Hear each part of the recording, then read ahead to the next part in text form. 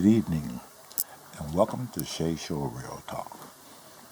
I said, let me come on and just say a little something, because I haven't been on this channel in some time. Because I've been dealing with so many other things and so many issues, and I get folks all the time say, Shay, you need to do another Real Talk, and I love the stories you tell. And some people say, hey, I just like listening to you because your voice helped put me to sleep. It's not that you're boring. It's just that when you talk, you just got that type of voice. And I'm sitting here, next thing I know, I'm just knocked out. So anyway, moving forward. Normally when I come on, as you guys know, I really don't have anything in particular I want to talk about. I'm just random. You know me. I'm all over the place. Whatever I talk about, I'll go from here to there. I'm all over. But it's still enjoyable too, and I'm glad you guys enjoy it. But tonight, I kind of know where I'm going, so that's going to make this a little bit different. And I'm certain I'm going to go off to the left at some point, somewhere. I know it, but I'll end up back where we started.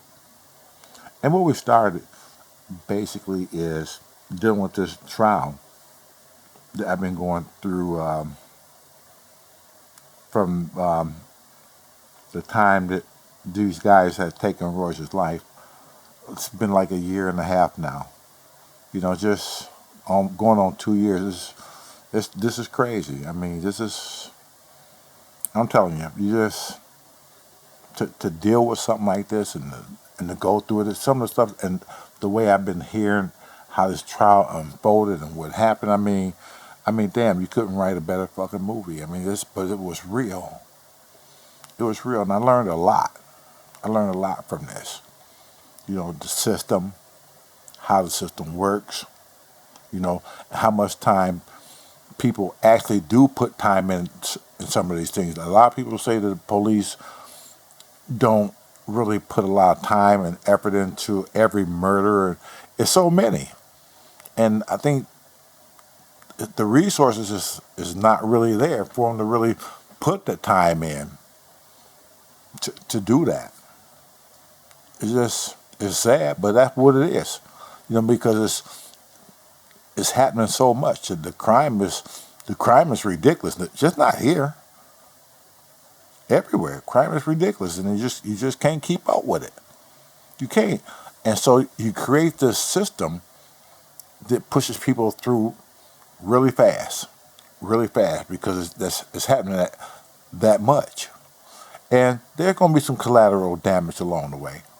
There's going to be people who actually innocent, who ain't did shit, and get caught up in that, but don't have the money to get up out of it. And next thing you know, you got a person who done nothing but not have any money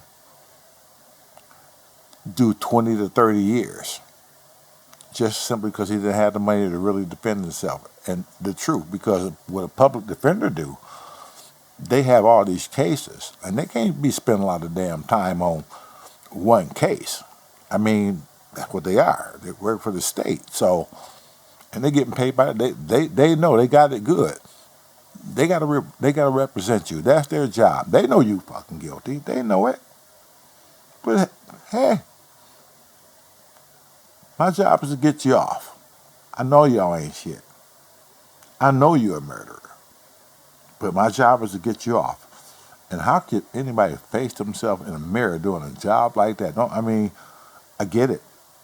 If that's what you do, that's what you do. You have to learn how to separate your mind from that type of shit. I couldn't. I couldn't defend somebody that I know that was fucking guilty. It'd be hard for me. I couldn't even sleep. I couldn't even look at myself in the mirror. Me personally, I couldn't do it. But it's a job to some people. They don't look at it that way. It's just my job, and that's what I'm going to do. And they don't mind unlashing that shit back to society, because most of these people live in really nice areas. They live in West Bloomfield, Farmington, and places like that. So they ain't got to come down to Detroit and deal all that nonsense. They know that when they got Pookie off and shit, Pookie not coming up there to Uptown. He ain't doing it. Pookie know better.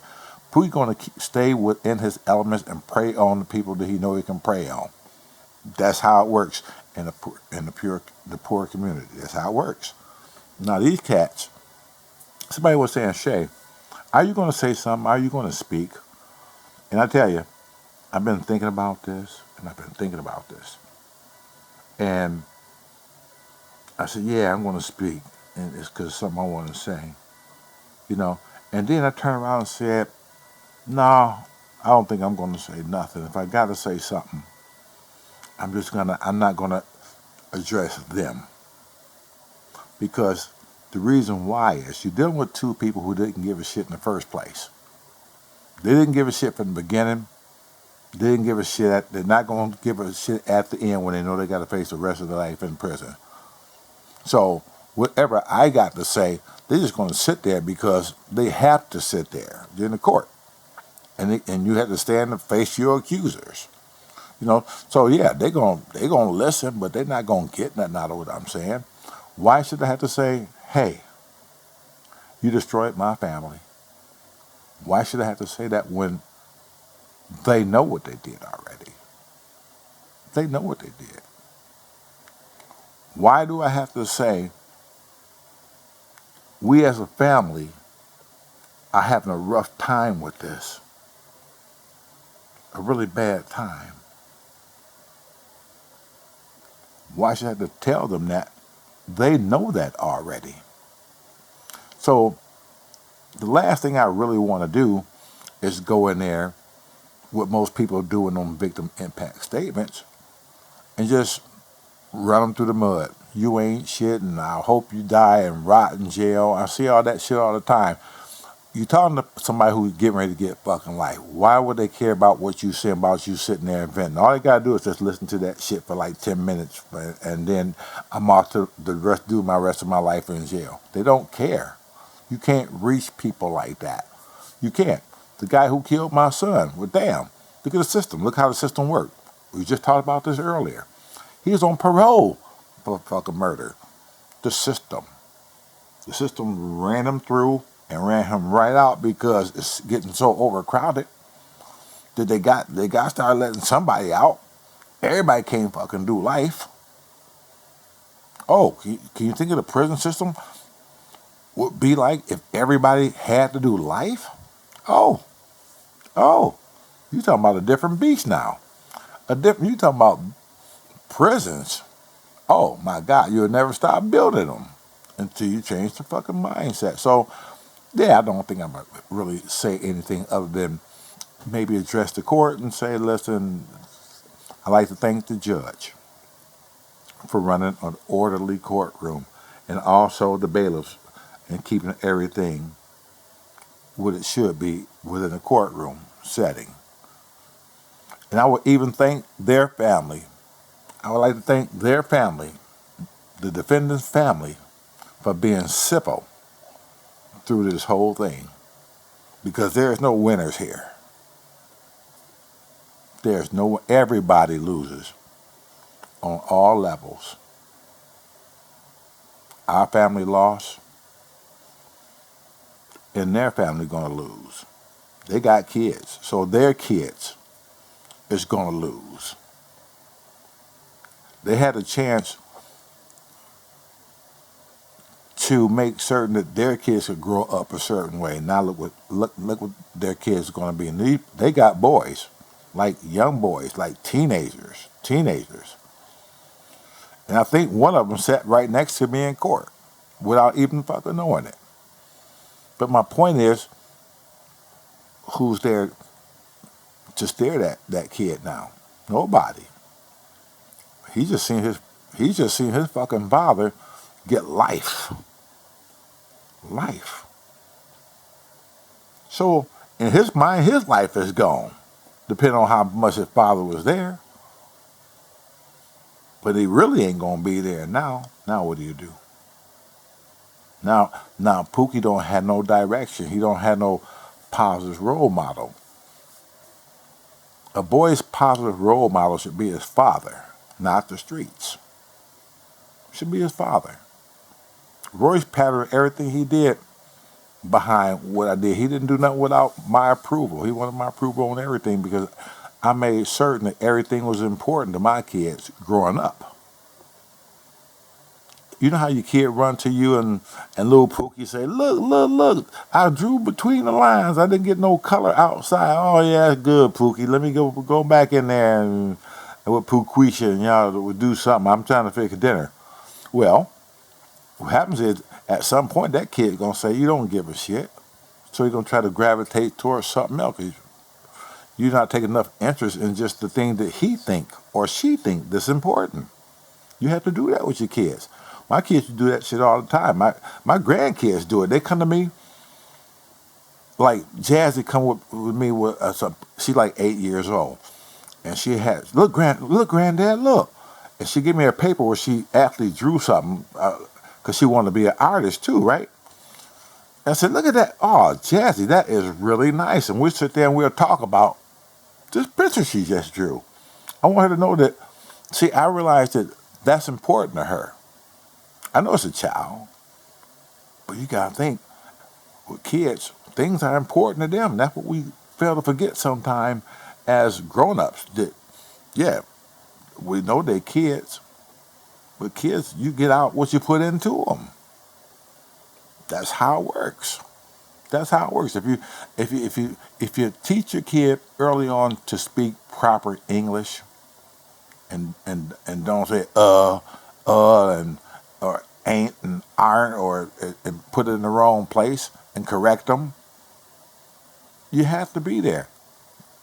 I do that all the time. If a kid say something and I know that they supposed to say aren't or ain't, I'll say something real quick, real quick.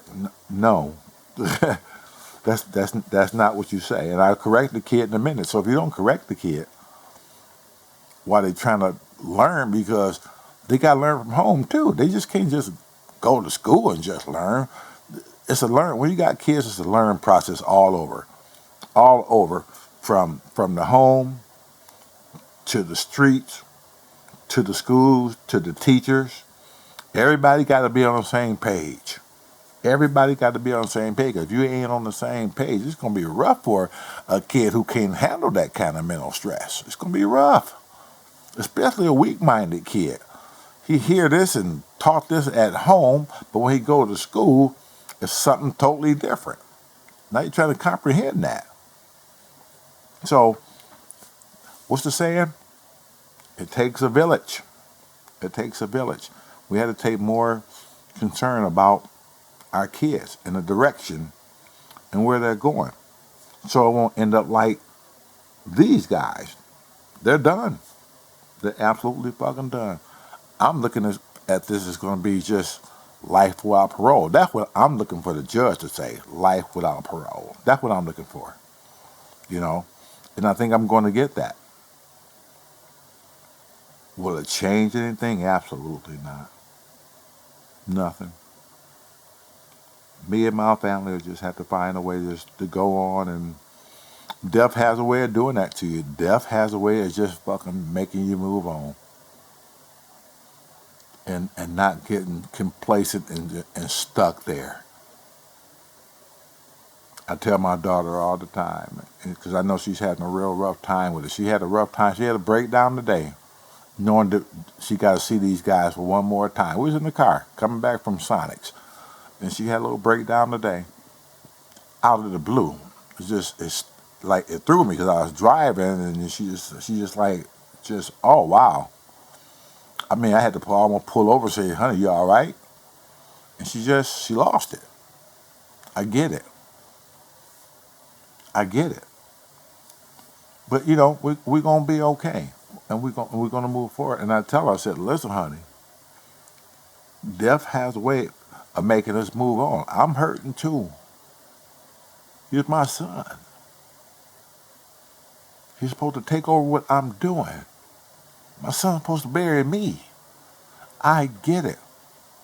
But let's not get consumed with it. Don't let it eat us. We gotta move on. That's what he would have wanted us to do, to move on. It's okay to remember. We ain't gonna never forget him. We always gonna love him. Everybody is, who encountered Royce.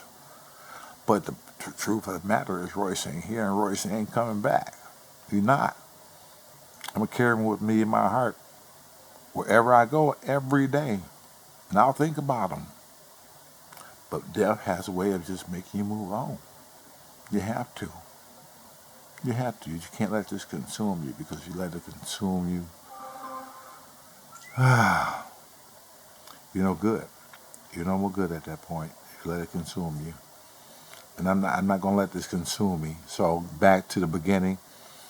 Yeah, I don't think it's nothing really I have to say to them, because they, again, like I said from the beginning, they already know what they've done. You know, and last thing I want to do is let them go back to their cell like, yeah, fuck that motherfucker. That's all they're going to say. Fuck what he was talking about. Sure, you can fuck what I'm talking about, because it doesn't matter. You get ready to do the rest of your freaking life in jail, so why would it matter? So I'm going to walk out of there with my head held up high. And I'm going to let them know that you don't have no power over me, because I'm not going to even address you. I'm going to address the court.